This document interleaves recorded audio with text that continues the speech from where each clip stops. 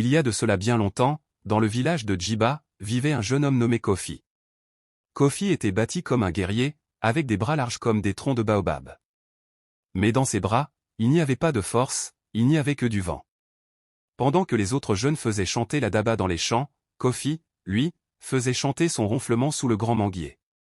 Il disait toujours: « Pourquoi fatiguer mon corps aujourd'hui, alors que le soleil brillera encore demain ?»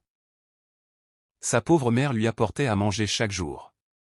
Elle pleurait des larmes de sel en voyant ses mains à lui, douces comme de la soie, alors que les siennes étaient dures comme l'écorce. Elle lui disait: « Kofi, mon fils, la paresse est une herbe folle qui finit par étouffer celui qui la sème. » Mais Kofi fermait les yeux et répondait: « Mère, laisse le sommeil me bercer, la nourriture tombera bien du ciel. » Un jour, la famine frappa le village. Le ciel ferma ses vannes, la terre devint dure comme du fer. Les mangues séchèrent sur l'arbre. Pour la première fois, le ventre de Kofi cria famine. Mais au lieu de creuser la terre pour chercher des racines, il fit l'irréparable.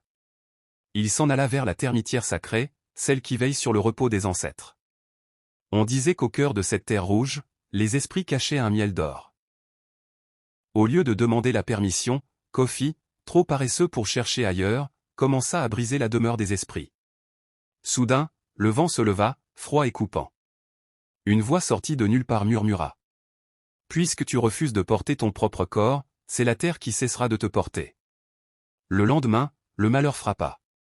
Les jambes de Kofi devinrent lourdes, si lourdes qu'elles s'enfonçaient dans le sol à chaque pas. Ses vêtements étaient constamment trempés d'une sueur glacée, comme s'ils sortaient du fleuve des morts. Il ne pouvait plus s'allonger, car dès qu'il touchait le sol, la terre l'aspirait comme une boue mouvante.